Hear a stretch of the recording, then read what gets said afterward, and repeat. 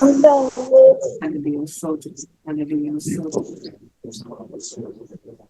నీవు నా తోడు ఉన్నావయ్యా, నాకు భయమేల నా యేసయ్యా. నీవు నాలోనే ఉన్నావయ్యా, నాకు దిగులేల నా యేసయ్యా. నీవు నా తోడు ఉన్నావయ్యా, నాకు భయమేల నా యేసయ్యా. నీవు నాలోనే ఉన్నావయ్యా, నాకు దిగులేల నా యేసయ్యా. నాకు భయమేలా, నాకు దిగులేలా, నాకు చిందేలా, నాకు దీప్తిలా. నాకు భయమేలా, నాకు దిగులేలా, నాకు చిందేలా, నాకు దీప్తిలా. నీవు నా తోడు ఉన్నావయ్యా, నాకు భయమేలా నా యేసయ్యా. నీవు నాలోనే ఉన్నావయ్యా, నాకు దిగులేల నా యేసయ్యా. కష్టములు నష్టములు నా తోడు ఉన్నావు, వేదనలు ఆ వేదనలు నా చెంది ఉన్నావు.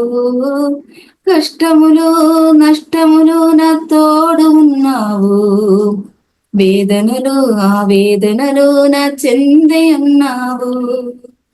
అడిగిన వారికి ఇచ్చేవాడవు, వెదిగిన వారికి దొరికేవాడవు. అడిగిన వారికి ఇచ్చేవాడవు, వెదిగిన వారికి దొరికేవాడవు. తట్టిన వారికి తలుపులు తెరిచే దేవుడవు, తట్టిన వారికి తలుపులు తెరిచే దేవుడవు. దేవా దేవానికే స్తోత్రం, దేవా దేవానికే స్తోత్రం, దేవా దేవానికే స్తోత్రం, దేవా దేవానికే స్తోత్రం. నీవు నా తోడు ఉన్నావయ్యా, నాకు భయమేల నా యేసయ్యా. నీవు నాలోనే ఉన్నావయ్యా, నాకు దిగులేల నా యేసయ్యా. వ్యాధులలో బాధలలో పూరటనిచ్చావు, రక్షణలో సంరక్షకుడై ధైర్యపరిచావు. వ్యాధులలో బాధలలో పూరటనిచ్చావు, రక్షణలో సంరక్షకుడై ధైర్యపరిచావు. నేనే సత్యం ఎన్న దేవా, నేనే మార్గం ఎన్న దేవా, నేనే సత్యం ఎన్న దేవా, నేనే మార్గం ఎన్న దేవా, నేనే జీవము అది పలికిన దేవా, నేనే జీవము అది పలికిన దేవా. దేవా దేవానికే స్తోత్రం, దేవా దేవానికే స్తోత్రం, దేవా దేవానికే స్తోత్రం, దేవా దేవానికే స్తోత్రం. నీవు నా తోడు ఉన్నావయ్యా, నాకు భయమేల నా యేసయ్యా. నీవు నాలోనే ఉన్నావయ్యా, నాకు దిగులేల నా యేసయ్యా. స్తోత్రం పరిశుద్ధుడా, మీరు మాలోనే ఉన్నట్టు యేసయ్య పరిశుద్ధుడ కోసం దగ్గర పడినదే భయపడలేదు. జీవం కలిగిన దేవా స్తోత్రం. బాధలను యేసయ్య వ్యాధులు ఉన్నప్పుడు కూడా మీ పొరుట్టనిచ్చి మిమ్మల్ని నిలబెట్టిన ప్రేమ కోసం ధన్యవాదాలు. పరిశుద్ధుడా, అద్భుతమా ఆశ్చర్యమా మమ్మల్ని నడిపించిన మీ ప్రేమ కోసం ధన్యవాదాలు. కానీ రోజు మీ సన్నిధిని యేసయ్య ఏం ముందు చూసుకొని ముందు సహాయం చేయండి ప్రార్థిస్తున్నాయి. యేసయ్య రోజు రోజు మమ్మల్ని బలపరచండి, వాక్యాన్ని బలపరచండి. యేసయ్య మిమ్మల్ని శరీరంలో సమర్పిస్తామయ్యా. ఈ రోజు వాక్యం ద్వారా మొత్తం మాట్లాడండి. వాక్యం ద్వారా బలపరిచి ప్రార్థిస్తామయ్యా. వాక్యం ద్వారా మమ్మల్ని నడిపించి ప్రార్థిస్తామయ్యా. రోజు రోజు మా జీవితంలో కట్టిండి అయ్యా. వాక్యం ద్వారా మనం మా జీవితాలు కట్టిండి ప్రార్థిస్తామయ్యా. పరిశుద్ధ మీరు భయభక్తితో ముందుకు సహాయం చేయండి. వాక్యమైన వారి జీవితం కూడా ఉపకారించి ప్రార్థిస్తామయ్యా. ఏ వాక్యం వింటున్నామో ఆ వాక్యానుసార్లు దీవెనలను ఆశీర్వాదాలు పొందుకొని ముందు సహాయం చేయండి. ఏ మా జీవితంలో ఏ విషయంలో మేము విడుదల పొందామో ఆ విషయంలో విడుదల పొందుకొని ఏసయ్య మిమ్మల్ని పట్టుకొని ముందు సహాయం చేయండి ప్రార్థిస్తాం. ఈ మనం సమర్పిస్తాం. ప్రార్థన విని దేవా వచ్చింది కాబట్టి వందనాలన్నీ మొదలు ఏసునామములో అడుగుతుంటుంది. ప్రేసుకోవాలందుకు ప్రేసుకో.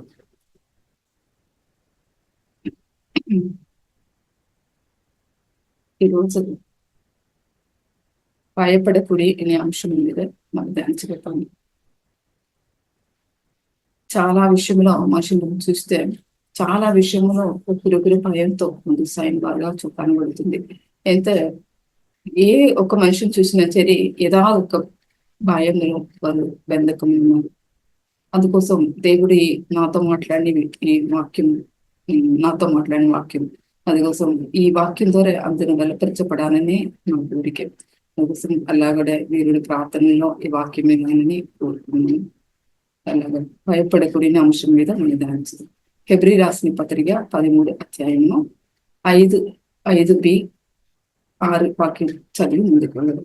ఎంత 5 మొదటి వాక్యం లేదు, 2వ వాక్యం చదివి మనం ముందుకు వెళ్తాము. 5-6 వాక్యం. నిన్ను ఏమాత్రమునో విడువను, నిన్ను ఎన్నుడు ఎడవాయనని ఆయనే చెప్పాను కదా. ఇక్కడ కాబట్టి ప్రభు నాకు సహాయకుడు, నేను భయపడను, నరమాత్రుడు నాకు ఏమి చేయగలడు అని మంచి ధైర్యంతో చెప్పగలవడమై ఉన్నాను. ఇక్కడ 5-6 వాక్యం చూస్తే నిన్ను ఏమాత్రం విడువను, నిన్ను ఎన్నుడు ఎడవాయనని ఆయనే చెప్పాను కదా. దేవుడు చెప్పారు ఆ వాక్యం, ఆ మాట చెప్పింది. కాబట్టి ప్రభువు నాకు సహాయుడు, నేను భయపడను. ఇక్కడ భయపడను అని చెప్పి ఇక్కడ వాళ్ళు సెలవుస్తుంది. నరమాత్రుడు నాకు ఏమి చేయగలడు. భయపడకుండా మనం జీవించాలని ఈ వాక్యం మనల్ని సెలవుస్తుంది. అయితే దేవుడు మనకున్నాడు, ఆయన మనల్ని మాత్రము విడువుడు ఎడబాయుడు అని ముందే వాగ్దానం చేసిన తర్వాత భయపడకుడి అని చెబుతారు. అలా ఒకేసారిగా మన కోసము బలిగా అర్పింపబడిన యేసును మన రక్షకుడు గాను దేవుడు గాను అంగీకరించిన తర్వాత ఎందుకు మనం భయపడాలి? మనల్ని ఏమాత్రం విడువను ఎన్నుని ఎడబాయను ఆయనే వాగ్దానం ఇచ్చున్నాడు. అందుకోసం మన దేవుడు మనకు ఉండగా మనము భయపడవద్దు. ఆయనే మనల్ని సంరక్షించేవాడను, పోషించేవాడను, కాపాడగలగలగడని ఉన్నాడు. అందుకోసం మనము ఆయన మాట మీదే నమ్మకం ఉంచాల. వాగ్దానంలో నెరవేర్చిన దేవుడు మనకున్నాడు అని మనం నమ్మాలి. మన అలాగ నమ్మకం ఉంటే ఖచ్చితంగా మనం భయపడే లేదు. ఎంత దేవుడు మనము చేసిన కార్యాలను అన్ని అనుగుణముగాను తోడుగాను ఉండితే మనకు ఎందుకు భయపడాల? మన జీవితంలో దేవుని మాట మీదే ఆయన వాక్యము మీద నిలిచి ఉండితే మనము ధైర్యం గల వారంగా మార్చబడతాము. ఎంత దేవుని వాక్యం నుండి మనం ఇది పాపంలోనికి వెళ్ళినప్పుడు మనం భయపడతాము. ఆదాం అవ్వ చూస్తే ఆది కాలంలో వారు పాపం చేసింది కాబట్టి దేవుని ముందు వారు నిలబడలేదు, వారు భయపడారు. భయం అలా వచ్చింది వారికి. ఎంత దేవుని ఆజ్ఞ ఇది అతిక్రమం చేసింది కాబట్టి, దేవుని ఆజ్ఞ నుండి వారు మీరిపోయింది కాబట్టి వారు పాపం పడిపోయారు. అందుకోసం ఆ పాపం ద్వారా భయం వచ్చింది. అలాగా మన జీవితంలో ఏదో ఒక పాపం వచ్చినా కూడా మనము దేవుని సన్నిధిగా ఉండే చాలా వచ్చాం. అలా దేవుడు ఏం చెప్తారంటే, మీలో పాపం ఉందని కూడా నా దగ్గర రండి, మీ పాపములను కడిగి పరిశుద్ధపరుచుతారని దేవుడు చెబుతారు. ఎంత మనలో దేవుని వాక్యమును మనము దేవుని వాక్యములో నిలిచుండితే దేవుని చిత్తమైన కార్యాలు మనలో జరుగుతుంది. అందుకోసం మనము జాగ్రత్త పడాలా. దేవుని వాక్యానుసారంగా మనం ముందుకు సాగుతామా, మనల్ని శోధన చేసుకోవాలా. అయితే మన మాటలు ఎలాగుంది, మన క్రియలు ఎలాగుంది, రోజు మన వాక్యం చదువుకొని అలుచుకొని ముందుకు సాగితే ఆ వాక్యానుసారం ఆ రోజు దేవుడు మనం నడిపిస్తాడు. అందుకోసం మన దేవుని వాక్యానుసారంగా మనం నడిచితే మనం ఏ భయమును భయపడకుండా ముందు సాగలుగుతాం. భయం మనల్ని ఏర్పడి చేయలేదు. అలాగే యేసు ప్రభు ఒక మాట చెప్తున్నారు. ఎంత యేసు ప్రభు చెప్పింది భయపడకుడి, ఎంత దేవుని వాక్యానుసారం మనం నడిచితే మన ధైర్యంగా ముందుకు వెళ్ళగము. అలాగే యేసు ప్రభు ఒక మాట ఏం చెప్పింది, లూకా సువార్త 12:4-5 వాక్యం చూస్తే అక్కడ యేసు ప్రభు ఒక మాట చెప్తారు, భయపడకుడి. ఇక్కడ యేసు ప్రభువే చెప్తారు, భయపడకుడి, దేహం చంపిన తర్వాత మరి ఏమీ చెయ్యనేరని వారిని భయపడకుడి. ఎవనికి మీరు భయపడవలనో మీకు తెలియజేసేదను, చంపిన తర్వాత నరకముల పడద్రోయ శక్తి గల వానికి భయపడుడి, ఆయనకే భయపడుడి అని ఆయన యేసు ప్రభు చెప్తారు. ఎంత దేవుని భయపడాలి, దేవుని భయభక్తితో మనం జీవించాలా. దేవుని భయభక్తి ఉండితే ఖచ్చితంగా మనం పాపం చేయలేదు. దేని వాక్యానుసారం మనం చదువుతాము. దేవుని భయభక్తితో మనం ముందు సాగే భయం కూడా మనం నిలబడి చేయలేదు. ఎంత దేవుడు ఉన్నా కాబట్టి మనము పాపం చేయలేదు. అందుకోసం మనము భయం మనం నిలబడి చేయలేదు. అందుకోసం దేవుని వాక్యం మీదన మనం మన జీవితాలు కట్టాలి. ఎంత మన జీవితం కట్టబడితే మనం కదిలించబడకుండా ఉండగలుగుతాము. అందుకోసం భయపడకుండా ఉండితే మనం కదిలించబడగలదు. భయం మనల్ని నిలబడి చేయకుండా మనం మన వాక్యం ద్వారా మనం మన జీవితాలు కట్టాల. అప్పుడు భయం మనం నిలబడి చేయలేదు. మన పునాది దేవుని వాక్యం మీద ఉండితే మన జీవితాలు కూడా ఆశీర్వదించబడుతుంది. అలాగా మనము దేవుని ప్రేమ కలిగి ఉండితే కూడా భయం మనం నిలబడి చేయలేదు. ఇంత దేవుని ప్రేమ భయమును వెళ్ళగొడుతుంది. అలాగా దేవుని ప్రేమ మనల్ని పరిపూర్ణమాగాలనేది దేవుని చిత్తము. అందుకోసము ఆ దేవుని చిత్తం ఏంటంటే దేవుని ప్రేమ, దేవుని ప్రేమించడం ద్వారా మనం పరిపూర్ణమాగాలి. ఇంకా ఆ దేవుని ప్రేమ మనల్ని ఎదిగితే, ప్రేమ మన రోజు రోజు మనల్ని ఎదిగితే ఖచ్చితంగా దేవుని ఆ స్వభావం మనల్ని కలిగజేస్తాడు దేవుడు. అందుకోసం దేవునిలో మనము దేవుని ప్రేమలో మనం పరిపూర్ణం. అప్పుడు ఆ భయం మనల్ని ఏర్పడి చేయలేదు. ఆ భయం నుండి మనకు ఒక విడుదల కూడా మనకు దొరుకుతుంది. భయం ఉన్న వారిలో విడుదల దొరుకుతుంది. అందుకోసం మనము ఖచ్చితంగా దేవుని ప్రేమగా పరిపూర్ణంగా ఉండాల. ఇలా మనము ఏమి కలిగి ఉన్నాము అని గుర్తెరిగి ఉండాల. ఇంత మనకు ధైర్యం కలగాలంటే మనం ఏమి కలిగి ఉన్నాము అని మనము ఎరిగి ఉండితే మనకు ధైర్యం కలుగుతుంది. అలాగా మొదటిగా నేను దేవుని నామమును కలిగి ఉన్నాను అని గుర్తు ఎరగాలి. ఇంత దేవుని నామములు మనకు క్షమాపణ ఉన్నది, రక్షణ ఉన్నది, అలాగే నిత్య జీవనం ఉన్నది, అలా నిత్యతను స్వాస్థ్యమును అన్ని ఉన్నది అని మనం జ్ఞాపకం చేసుకోగల. ఇంత మనం ఎరిగినది ఏంటిది అని మనం జ్ఞాపకం చేస్తూ మనకు ఒక ధైర్యం వస్తుంది. అప్పుడు ధైర్యవంతులుగా మనం నిలబడగలుగుతాం. మన పరిశుద్ధ విషయంలో చూస్తే మనము చాలా మంది పరిశుద్ధం లేకుంటే చాలా మంది దేవుడి సన్నిధి రాకుంటున్నారు. ఏదో పాపం ముంకాల పాపం జ్ఞాపకం చేసుకొని దేవుని సన్నిధి రాకుండా ఉన్నారు. ఎంత మన పరిశుద్ధ విషయంలో దేవుడు ఏం చెబుతారంటే, ఏ పాపం చేసిన కూడా మనము దేవుని సన్నిధి రావాలా. అప్పుడు ఏసు రక్తం ద్వారా మనం కడిగి దేవుడు పరిశుద్ధపరుచుతాడు. ఎంత మనము పరిశుద్ధంగా మార్చబడాలనేది దేవుని చిత్తం. ఎంత దేవుని సన్నిధి వస్తేనే మనం పరిశుద్ధంగా హృదయగలుగుతాము, అలాగే పరిశుద్ధంగా నిలబడగలుగుతాము. ఇంత దేవుని సన్నిధి వచ్చి ఆయన వాక్యం ద్వారాను ఆయన రక్తం ద్వారాను మనల్ని కడిగి దేవుడు పరిశుద్ధపరిచి మనల్ని దేవుని సన్నిధి నిలబడతారు. అలాగే యెషయా గ్రంథం చూస్తే అక్కడ కూడా మీరు నా దగ్గర వచ్చి మిమ్మల్ని మనం పరిశుద్ధపరుస్తారని ఒక మాట యెషయా గ్రంథంలో చూడొచ్చు. యెషయా గ్రంథము 1వ అధ్యాయము 18 వాక్యములు ఇలాగా దేవుడు సెలవిచ్చున్నాడు.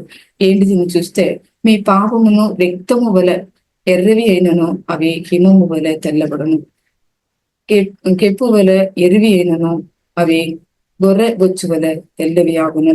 పాపములు కడిగి మనల్ని తెల్లగా దేవుడు చేశాడని అక్కడ వాక్యం సెలవిస్తున్నాడు. ఎంత మనము మన పాపము ద్వారా మనం కప్పబడి ఉంటున్నాను కూడా ఆ పాపములన్నీ తీసివేసి మనల్ని తెల్లగా మన పరిశుద్ధంగా నడవాలని దేవుడు మనల్ని పరిశుద్ధపరిచి నడిపిస్తాడని మాకు సెలవిస్తున్నాడు. అందుకోసం మనము భయంతో ముందుకు సాగకుండా ఆ భయం నుండి మనం విడుదల పొంది దేవుని సన్నిధిలో యథార్థ పరిశుద్ధ విషయంలో యథార్థ పాపం మన జీవితంలో వచ్చినా కూడా దేవుని సన్నిధిలో వచ్చిన వారికి ఖచ్చితంగా పరిశుద్ధపరిచే దేవుని నడిపిస్తాడు. అందుకోసము దేవుని సన్నిధిలో మనం రావాలి. దేవుడు మన కోసం ఏమి చేశారనేది మనం చూస్తే ఫిబ్రవరి రాష్ట్ర పత్రిక 15-16 వాక్యం, 4వ అధ్యాయము 15-16 వాక్యంలో కొన్ని విషయాలు చెప్పబడుతుంది. అయితే మనకు ఒక ప్రధాన యాజకుడు ఇప్పుడు ఉన్నాడు. ఎంత దేవుడు ఉన్నాడు. మన బలహీనత అంటూ మనతో సహానుభవం లేనివాడు కాదు, కానీ సమస్త విషయంలోనూ మన వెల శోధింపబడి ఆయన పాపము లేనివాడుగా ఉండేను కనుక మనము కనికరింపబడి సమయోచితమైన సహనము కొరకు కృప పొందినట్లు ధైర్యంతో కృపాసనకు చేరదము. చూడండి, ఇక్కడ చెప్పింది ఏంటంటే దేవుని కుమారుడైన యేసు ప్రభు అన్ని విషయంలో శోధించబడిన వాడు మన అప్పుడు కూడా పాపము చేయలేదు ఆయన. పాపం చేయలేకుండా శోధించబడిన కూడా పాపం చేయలేదు నేను, చేయలేకుండా పాపం లేని వాడుగా ఉన్నాడు. ఆ యేసు ప్రభువును మనం తలుచుకోవాలి మన జీవితంలో. అప్పుడు మనము పరిశుద్ధంగా ఎదగలుగుతాం. ఇలాగ పాపం లేని వాడుగా నా యేసును మనం తలుచుకొని ముందుకు సాగితే మనం దేవుని వాక్యంలో ఉండగలుగుతాం. ఆయన కనికరము కొరకు మనం కృపాసనలో రోజు రోజు మన ప్రార్థన సరితే రావాలి. అప్పుడే మన పాపములు ఏంటిది, మన జీవితంలో ఏది ఆశీర్వాద కారణం అని మనం తెలుసుకోగలుగుతాం. అందుకోసం దేవుని సన్నిధిలో రోజు రోజు రావాలా. మన దేవుడు కనికరము గలవాడుగా ఉన్నాడు అని మనం జ్ఞాపకం చేసుకోవాలి. దేవుడు మన దేవుడు చాలా మంది నా దేవుడు పాపం చేస్తే కోపంతో నన్ను కొట్టివేశాడు, కోపంతో నన్ను చూశాడు, కోపంతో నాతో ప్రవర్తిస్తాడని చెప్పి చాలా మంది అనుకున్నారు. ఎంత దేవుడు ఏం చెబుతాడు, ఆ దేవుడు కనికరం కలిగిన దేవుడు అనుకున్నాడు అని మనం తలుచుకోవాలి. ఎంత దేవుడు కనికరం చూపిన వాడు, దయ చూపిన వాడు. అందుకోసము మనల్ని కొట్టి వేసాము, మనల్ని అగ్ని జలకను చూసి మనం అగ్నితో దిగిపిస్తామని చెప్పి మనం చాలా మంది అనుకున్నారు. మన దేవుడు కనికరము కలిగిన దేవుడు. అందుకోసం మనము దేవుని సన్నిధి రావాలి. ఏం జరిగిన సరే దేవుని సన్నిధి వచ్చి మనం మొరబెట్టితే ఖచ్చితంగా దేవుడు జవాబు చెప్తాడుగా ఉన్నాడు. ఆయన దగ్గర వచ్చిన ఏ ఒక్క వ్యక్తిని కనిగిరిచిన దేవుడుగా ఉన్నాడు మనకు. అందుకోసం మనము ఆయన సన్నిధి రావడం.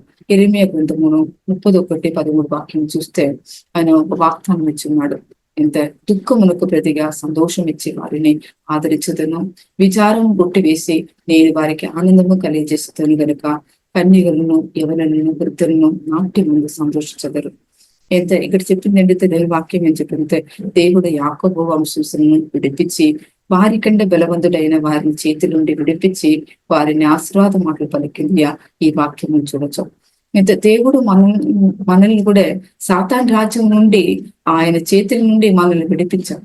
అది మనం జ్ఞాపకం చేసుకోవాలి. అయితే చాలా మంది సాతాను నన్ను కొట్టుతారు, సాతాను నా జీవితంలో అన్ని చేశారు అని చెప్పి చాలా మంది సాతాన్ వైపే చూశారు.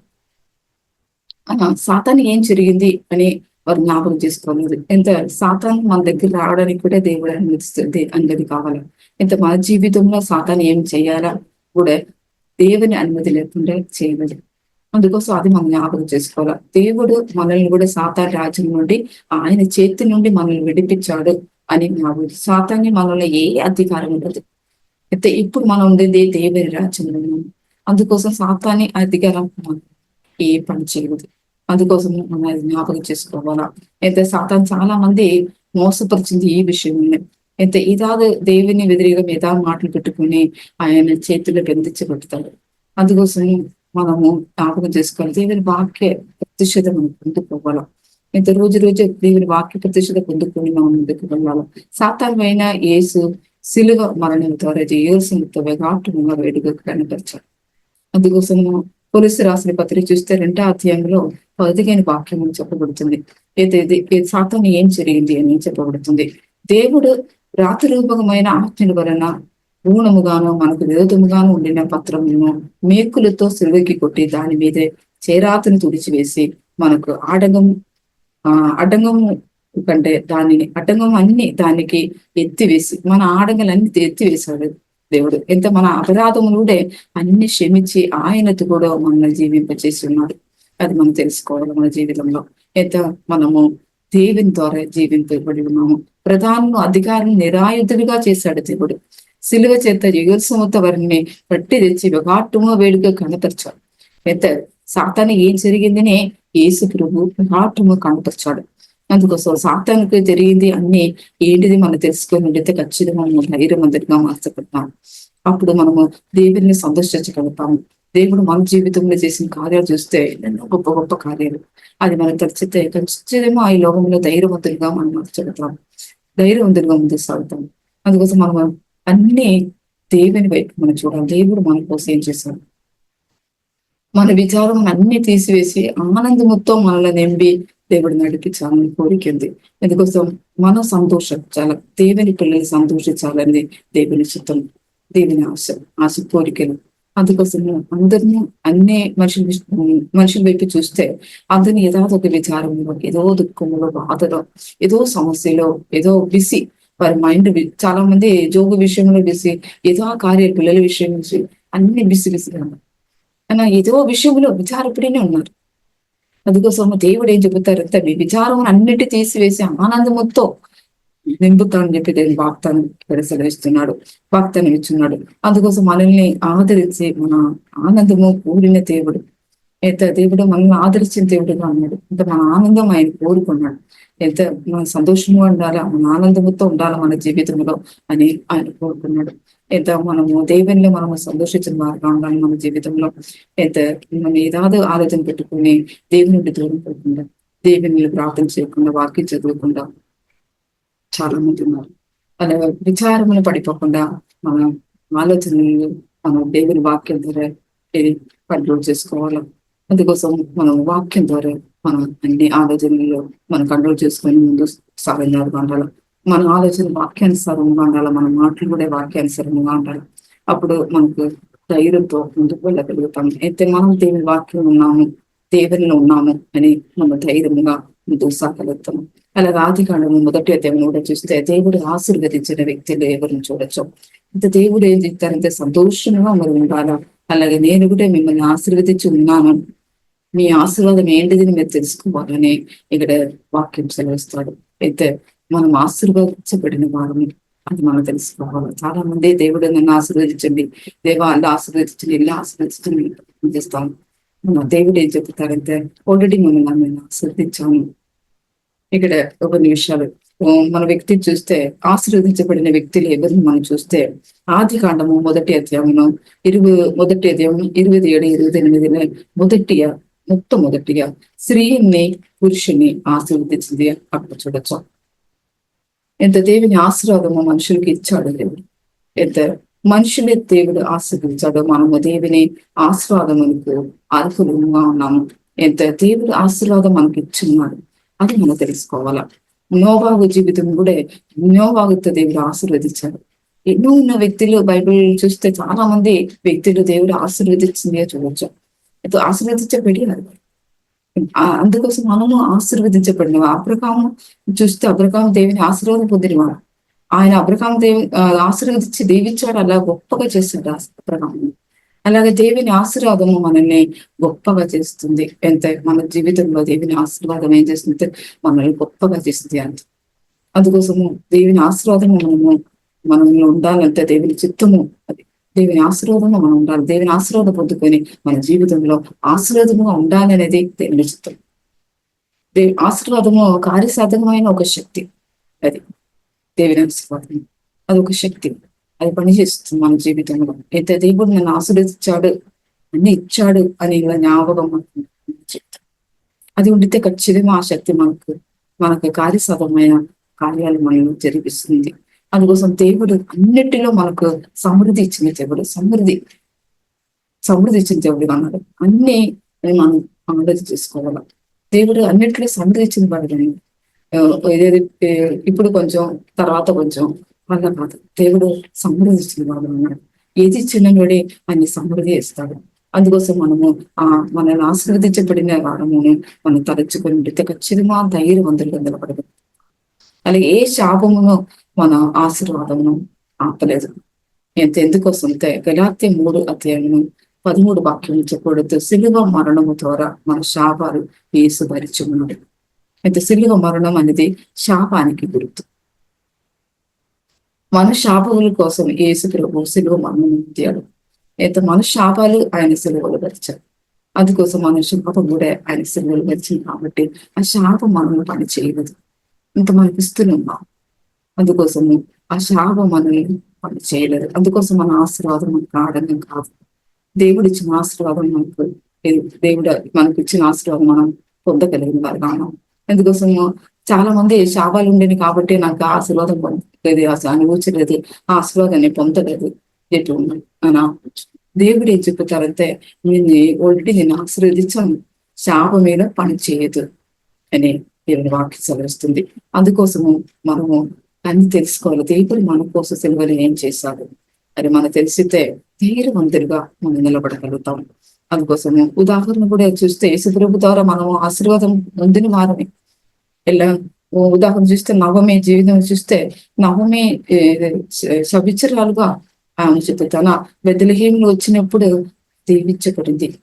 ఎంత రూతు గ్రంథములు చెప్పబడుతున్న నవమి ఆశీర్వదించబడింది. బెత్లెహేము తిరిగి వచ్చినప్పుడు ఆమె అక్కడ దీవించబడింది అని చూడొచ్చు. ఎంత మనం బెత్లెహేము ఆశీర్వదించబడిన భూమి అది. ఎంత బెత్లెహేములో యేసుక్రీస్తు పుట్టిన స్థలము. ఇప్పుడు మనం యేసుక్రీస్తులో మన ఆత్మ పుట్టి ఉన్నాడు. ఎంత ఎప్పుడు మనల్ని చూస్తే మన ఆత్మ యేసుక్రీస్తు పుట్టి ఉన్నాడు. యేసుక్రీస్తుని నివాసం చేశాడు. అలాగే యేసుక్రీస్తు ద్వారా ఇప్పుడు మనము ఆశీర్వదించబడిన వారము అని మనము ఆలోచన చేసుకోవాలి.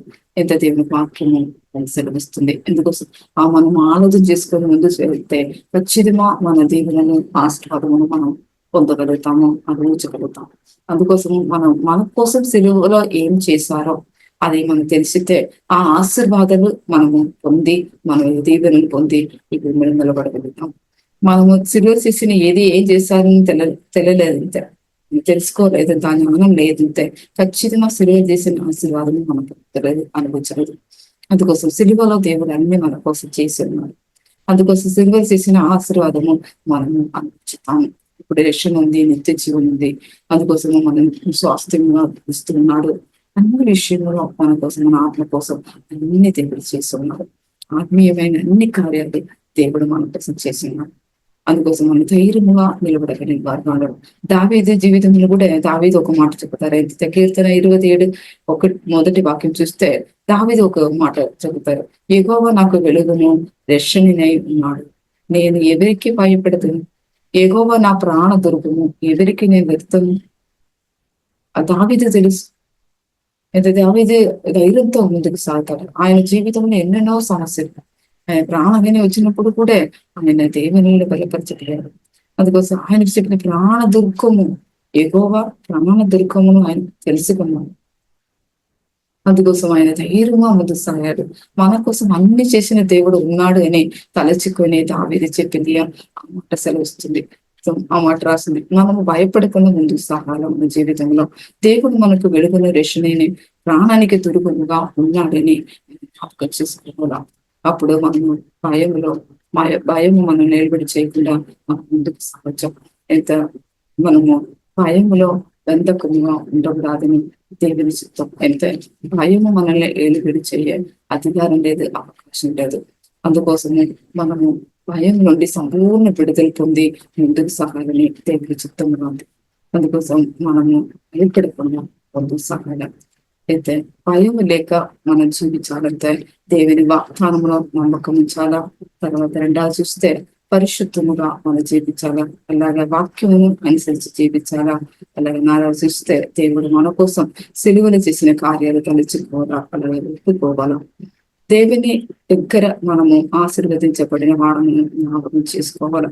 దేవుని ద్వారానే మనము ఆశీర్వదించబడిన వాడము అని జ్ఞాపకం చేస్తే ఖచ్చితంగా మనం భయపడకుండా మనము ముందుకు సాగగలుగుతాం.